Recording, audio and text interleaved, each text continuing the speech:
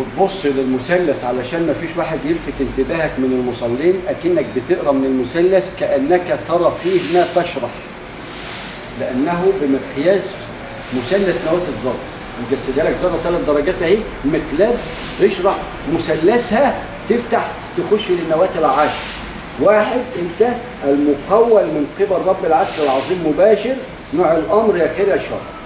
اكتمل مثلثك كده ورا رايح فين عشان هترتقي هتقول ايه؟ كل محدثه بدعه. بقانون الاحرف والارقام، الكاف كاف تكوين، وما ادراك ما بين الكاف والنون، الا الميقات عجيب ذري واحرف وارقام. ترى في مثلث بل عين رأت ولا اذن سمعت ولا خطر على قلب بشر. اول حاجه تشوفه كده ربك الله دينك كذا نبيك كذا. هتسيب مثلث هل ينتفع به الناس صدقات جاريه ولا ذو صالح، اول الاجيال، حتى تجد مثلث ما لا عين رأت ولا اذن سمعت ولا خطر على قلب بشر. مقابل كمل فيه. فهنا عندما ترتقي كل محدثة بدعة الكاف تكوين. ليه؟ لأنها تصف كينونته سبحانه وتعالى. كينونته لا يعلمها إلا هو، إلا ينقشع هذا الغبار القائم على هذا الصوت.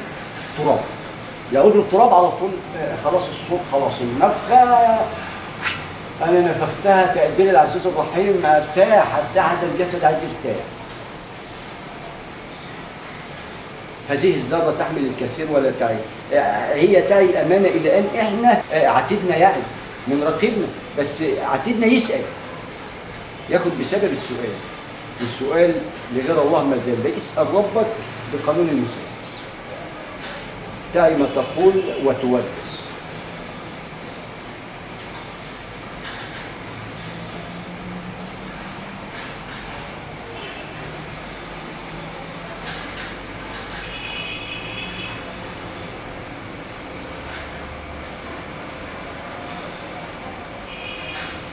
كل محدثة بدعة، الكاف كاف تكوين، اللام لام حراك،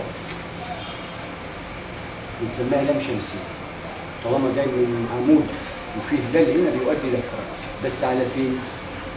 دي معنى كله بقانون الأرقام. الأحرف بتقول لك كاف تكوين كينونته لا يعلمها إلا هو. اللام لام حراك، إلى أين أنت ذاهب؟ ما هيش مستقيم، هي جاية من خط مستقيم ولكنها داخل خط مستقيم، لا رجوع منه إلا إليه، لا هروب منه إلا إليه. وإنا لله وإنا إليه راجعون. يا إن كنا تحت يا فوق ورحمته وهي احنا شايفين بأسنا بس، والرحمة الناس اللي ابتدائيين شايفين أهو. قال المثلث يعني ما شاء الله والله ما هم مبطلين دعاء. أنا شفت الثلاثة بعد ما هدمت دار العبادة، المحارب والكنائس والمساجد، أنا شفتهم متحدين على ترابيزة واحدة وبيصلوا في مكان واحد، محراب شوية وكنيسة شوية ومسجد شوية، حتى إحنا نعي منهم ونتعلم إن كده يعني تصافحنا بالقلوب القائمة على أرواحنا الملقبة برقيب، ونحن عتيب. القانون عتيب كفاية يتعنصر منه حواء تؤدي إلى 7 مليار عتيب، مع مراعاة الأسماء، وما هي إلا أسماء دلنا عليها عندما سألناه وصلنا لتامر وهيثم وعمه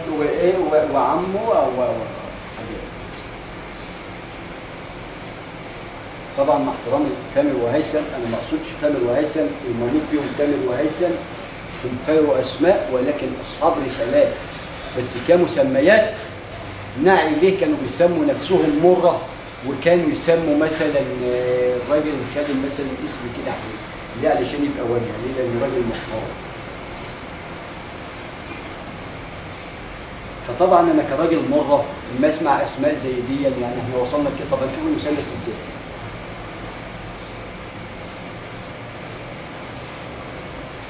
ليه؟ أصل احنا ما لقيناش أسماء ننسقها بالمثلث. لو كنا عرفنا إن الاسم الواحد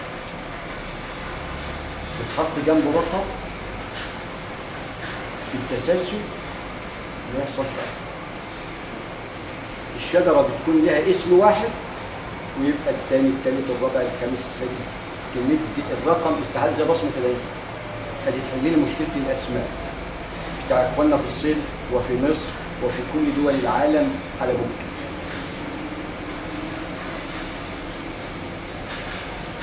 كل ما كاف تكوين، اللام لم حراك. الى اين انت ذاهب؟ الى الجنه، اهي قدامك عين اليقين، جنه رضوان عندما ترضى نفسك عما انت فيه وتسبح وتحمد وتشكر وتستغفر، ولا جاي تزوبع الدنيا عشان في ناس مطلوب منها قصاص وناس تقف تدعي لهم وعشان آية وملائكة وموؤودة بأي ذنب بتتسائل واحنا عاملين مش واخدين بالنا. يقول اصل هي اللي عفرت على التراب وخلاص، والنفس ما نعرفش الموؤودة النفس بتقول نفس كفايه وتتعارف وتحفرها وتحرمي وحاجات زي كده. لا احنا مصرين على ان ايه، لا طب ما خدناش النقاط ده معلوم ان يفتح لنا حاجه. لا هو فتح له لكن احنا ما عرفناش ليه، وفتح لنا بس ما خدناش بالنا هو فتح لنا ازاي. انها حصل فيه في نفسه، يبقى هو اتكوى بنارها، يبقى نقعد بقى نسبح له ونستغفر له علشان هو اتبهدل علشان احنا نشوف النور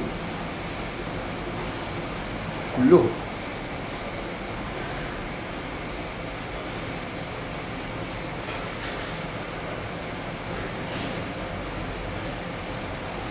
كاف تكوين، اللام لم حراك الى الزوجين، يا ميمنه جنه يا ميسره نار، والزوجين نارهم عين اليقين. الجنه فيها مكيف وما العين رأت، اللي ما يشوفهاش اللي في النار اللي ماشي على الصراط على الشارع ده مش لاقي مأوى يقويه، مع مقابل شويه على الاسفلت شويه الشمس ساكنه فوق شويه صراطه صعب واحنا قاعدين نتفرج عليه مش عارفين ان ده اللي المفروض الضال اللي بيسموا الضاله نهديهم ونقول له خد يا ابني دي كده نظبطه، ما هيسرق وهيتي. ما هنا في معادلات عيشه، فالمفروض نتقي هذه الشرور الكامنه في النفس الاماره بالسوء المسماه بعتيد.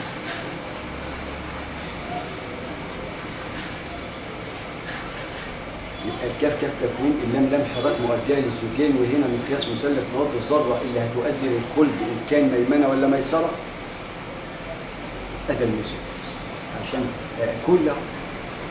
كل اصلها تتكرر تاني عشان يأكد لك ايوه هي دي اللي في النار. الكاف بورك من في النار، اللام دي بقى الحس والبصر اللي احنا فيه العتيد اللي مش عارف يروح فين ومش عارف حتى نوع السؤال اللي يساله علشان يهديه، مش عارف نوع السؤال مش فاضي.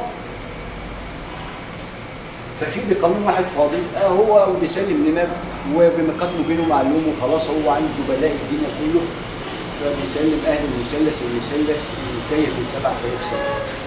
يشكل منظومه علميه ومنظومه للسياحه ومنظومه للرقي للتعامل ومنظومه تكون قدوه ومنظومه تكون قداس وبمنظومه تكون حب وبمنظومه تكون خير ما تعبد. المثلث نور. ليه بندور على اللي بيميتنا ونسيب اللي هو ما يحيينا؟ دعانا لما يحيينا. ليه؟ عشان يهربنا برق البصر، خلصت العمليه. هذا هلال المثلث واضح معنا مما عمل الكلمه. ولكن ما هي كاف التكوين واللام بتلاقي فيها بقى وما بينهما بين الجنه والنار اللي احنا بنشوفه. الى اين نحن ذاهبون؟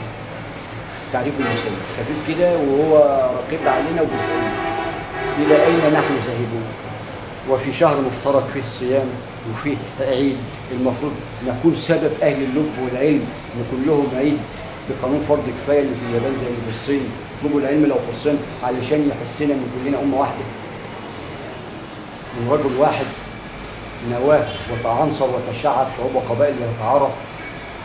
اللي عنده علم يدي للتاني، اللي عنده فلوس يدي للتاني، اللي عنده سجاير يدي للتاني.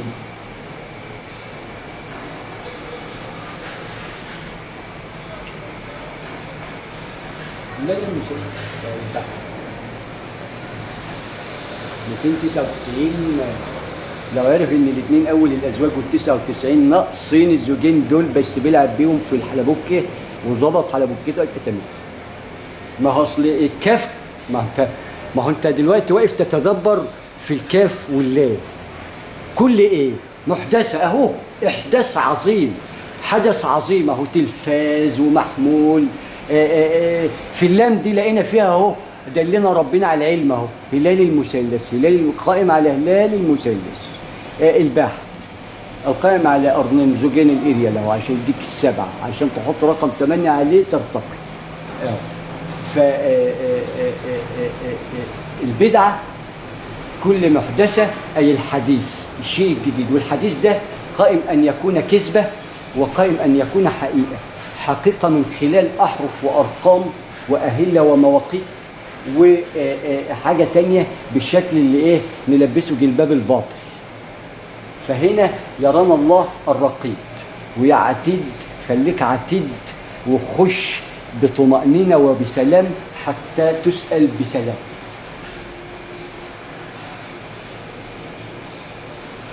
يبقى المحدثة الشيء الحديث، الحدث أي الشيء اللي بيعمل خضة ضجة، كل محدثة بدعة. المحدثة دي عرفنا ان الكل ايه، الكاف تكوين، نوع التكوين، اللام اللي فيها اللي هنقوله علشان نعرف الى اين نحن ذاهبون، وعرفنا ان هي بتودي لزوجين جنة ونار، وهنشوف الاسباب. هنا بناخد بالاسباب، كل ده بنحلل معنى كل محدثة بدعة، وكل بدعة ضلالة، وكل ضلالة في النار. اما بعد، علشان هنبدأ خطبة اسمها خطبة في الأمة، بقانون إمام يتقي ربه في هذا المثلث كفاية، والكل بيت في ذاته إمام، بيوتكم مساجد، حتى يعم علينا الخير واليمن والبركات في هذا الشهر العظيم بميقات هلال رمضان العظيم من بداية النشأة الأولى. ميقات لنا قبل أن نأتي حتى نتعلم منه، لأنه ميقات مبين ومعلوم في الأفق المبين. ويعلمك بزوجين المادة السوداء النشأة الأولى، عندما يقعد يومين يطلع في الثاني حتى تظبط عددك مثلثك مظبوط. 3 في 8 ب24، ازاي يعني تديك النواهي اللي هي محور ارتكاز هذا المثلث الكون العظيم. قلب النار المؤدي لتغذية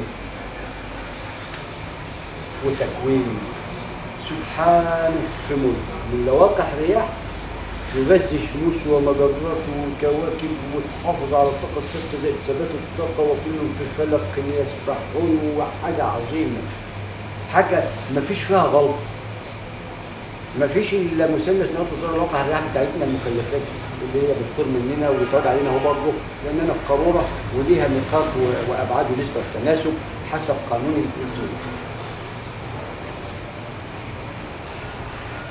ما هو أحيانا البدعة بتضل وبتهدي، والمحدثة دي بيبقى اللي حدث الحدث ده لقى نار، جاب منه شوية صح شوية غلط، بيلحق علشان غيره ايه يلزق. ما توقفوش على الغلط وتسيب الصح وتختلف في الغلط زي اللي مش لاقي لك حاجة. لا، ده الصح ده ليك مقاليد.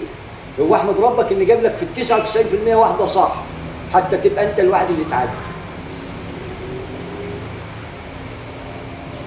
نبقى كملنا الزوجين اهو. مسكنا القرن الاول حطيناه في البعض بقانون قرنين كفايه، واحنا لهم محور ارتكاز والشغاله شغاله مع امراه طالت ديمومه تاتون قراره وفود، لان خلايا الدوام موجود كامل. القانون اللانهايه مع مراعاه النظر للطاقه الثابته ادم زائد ثبات الطاقه امنا حواء يساوي حركتهم دائمه 7 مليار، وان فنوا فالمثلث قائم بذاته، ونحن نعي هذا الكلام من خلال قانون الذره البحث القائم على مثلث نواة الذرة مرورا بالنانو حتى الفانتو، إلى أن تصل مدار النجم ال1000 عام وتبقى 1001. ده 99 بقوا 101، زادوا الزوجين. وهنا تحط الزوجين وتبعد عن الروح بقى، تلاقي نفسك الواحد اللي هيفتح لك الواحد، يبقى خالق ومخلوق، ويبقى كله باين بعضهم على بعض ظاهرة. سبحانه ملكه ملك عظيم. يبقى ده المحدثة حدث، أقام حدث عظيم. كل محدثة بدع أبدع في هذا الحدث، وكل بدعتهم ضلالة. الإبداع ده كنا منتظرين.